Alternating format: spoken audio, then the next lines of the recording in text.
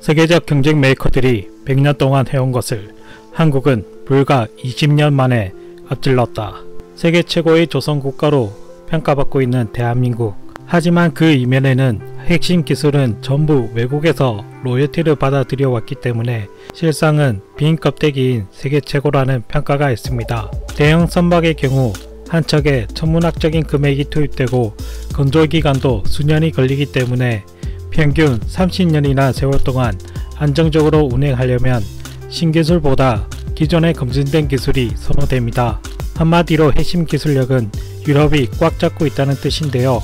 한국은 그런 철벽 같았던 유럽의 기술력을 넘어 세계 시장을 점령했습니다. 그리고 그 중심에는 단 한 명의 천재가 있었습니다. 1942년 8남매 중 막내로 태어난 한 꼬마 아이.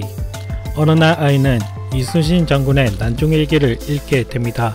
삼면의 바다인 우리나라가 잘 살려면 조선업이 꼭 필요하구나. 이 순간 꼬마 아이는 대한민국을 세계 최고의 조선업 국가로 만들고 말겠다는 목표와 꿈을 갖게 됩니다. 이제 막 식민지에서 벗어나 한국 전쟁까지 치룬 가난한 나라에서 조선업의 길을 걷는 것은 정말 힘든 길이었습니다. 국가의 산업 기반도 제대로 갖춘 것도 아니고 그렇다고 관련 기술과 지식을 충분히 접할 수 있는 환경도 아니었기 때문이었죠. 그럼에도 불구하고 미국 유학길에 올라 막노동을 병행하며 남들은 한 가지만 해도 대단한 경력을 착실히 쌓아가기 시작하는데요.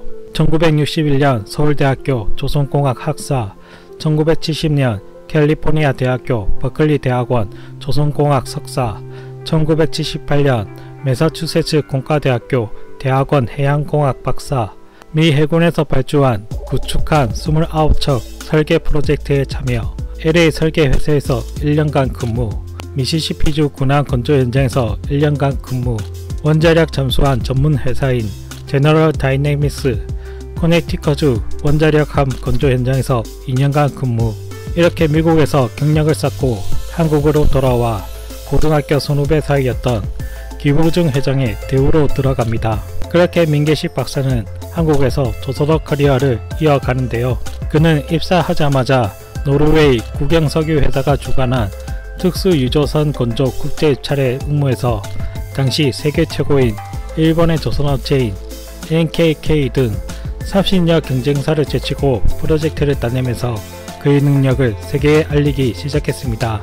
그리고 해당 유조선은 1981년 세계 최우수 선박으로 선정이 되면서 한국 조선업의 위상을 드높였습니다. 이후 민계식 박사는 설계부터 영업, 연구개발, 심지어 생산 분야 업무도 관여할 만큼 대우조선의 발전과 수준을 빠르게 끌어올렸습니다. 그러나 승승장구하던 민계식 박사는 김우중 회장과 번번이 마찰이 발생했다고 하는데요. 회장님, 문어발식 사업 확장은 위험합니다. 정리할 사업은 정리하고 핵심 사업에 집중해야 합니다. 그리고 애프터 서비스와 고객 관리, 품질에 투자해야 합니다. 기술은 해외에서 사오면 되는 것인데 굳이 돈이 많이 드는 기술 개발은 왜 하려고 하는 것인가? 그리고 애프터 서비스와 고객 관리는 귀찮은 일만 생긴다. 민계식 박사는 김우중 회장의 기업가 마인드에 결국 버티지 못하고 대우를 퇴사하게 됩니다. 그리고 백수가 된 그를 현대의 정주영 회장이 그의 아들과 찾아와 현대로 오라고 스카웃을 합니다. 당시 정주영 회장은 독자 기술 확보를 위한 연구개발에 아낌없는 지원을 베풀고 있었기 때문에 민계식 박사는 현대로 넘어가 초대 기술개발 본부장에 발탁됩니다. 내 개인적인 삶에 큰 획을 끈 것은 정주영 회장님과 종문중 의원의 권유로 현대중공업에서 일하면서부터다.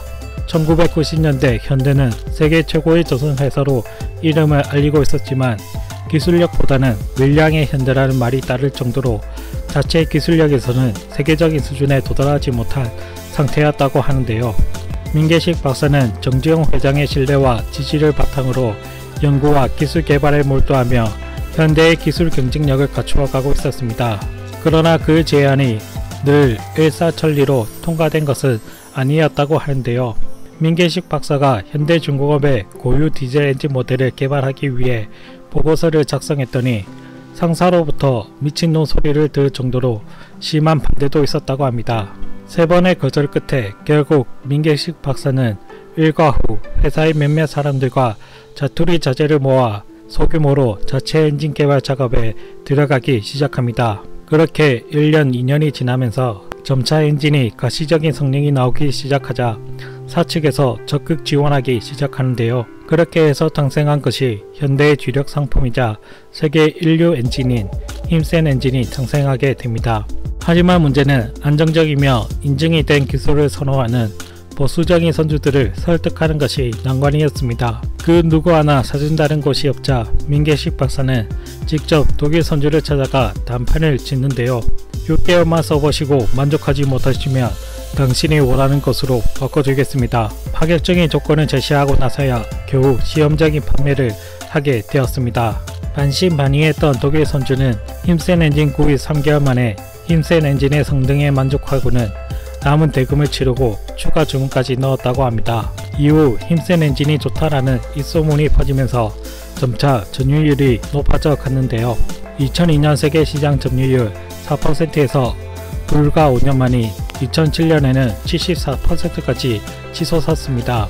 민계식 박사는 여기서 그치지 않고 힘센 엔진을 이용한 이동식 발전 시스템을 만들어내는데요. 이 이동식 발전 시스템은 허리케인으로 만선적인 전력난을 겪어온 쿠바에서 대박을 치게 됩니다. 2007년 12월 쿠바는 총 344기의 발전 설비를 현대중공업으로부터 구입해 설치했는데 이 발전 설비에서 쿠바 전체 전력 생산량의 30%를 차지하였다고 하는데요.